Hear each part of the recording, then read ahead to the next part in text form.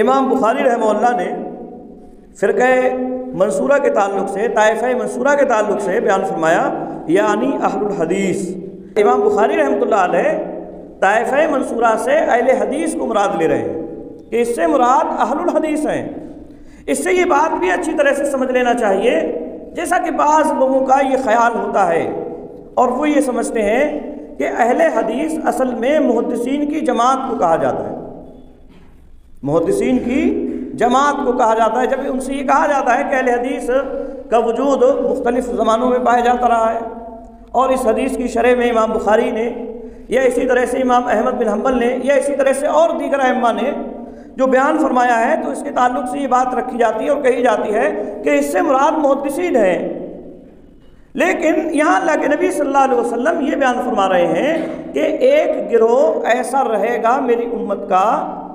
جس کی مدد کی جاتی رہے گی اور یہ قیامت تک قائم رہے گا، یعنی گویا کہ یہ جنت میں جانے والا گروہ ہے۔ اب ظاہر سی بات ہے، اس سے یہ بات معلوم ہو رہی ہے کہ یہ صرف علماء کا گروہ نہیں ہے، اس سے مراد صرف محدثین نہیں ہے، کیونکہ صرف محدثین ہی جنت میں نہیں جائیں گے، محدثین کے ساتھ ان کی عوام بھی جنت میں جائے گی۔ آئی بس میں تو اس سے یہ بات معلوم ہو رہی ہے کہ طائفہ منصورہ سے امام بخاری رحمہ اللہ نے یا اسی طرح سے اور دیگر ائمہ نے جو مراد لیا ہے وہ صرف محدثین کی جماعت نہیں ہے، بلکہ اس سے مراد محدثین کے ساتھ ساتھ ان کے عوام بھی ہیں۔ اسی طرح سے امام احمد بن حنبل رحمہ اللہ سے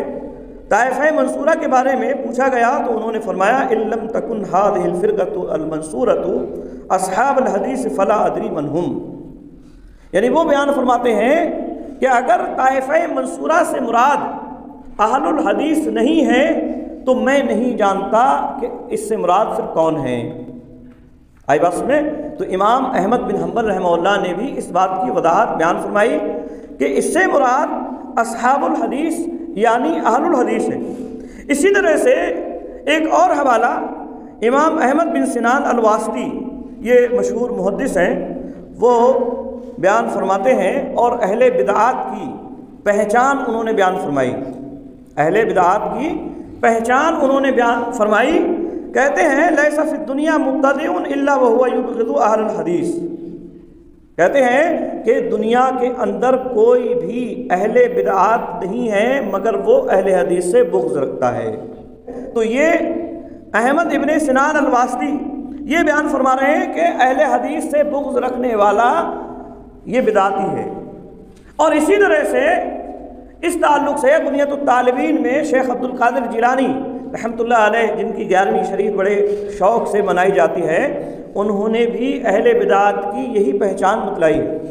انہوں نے اہل حدیث کو مختلف الفاظ سے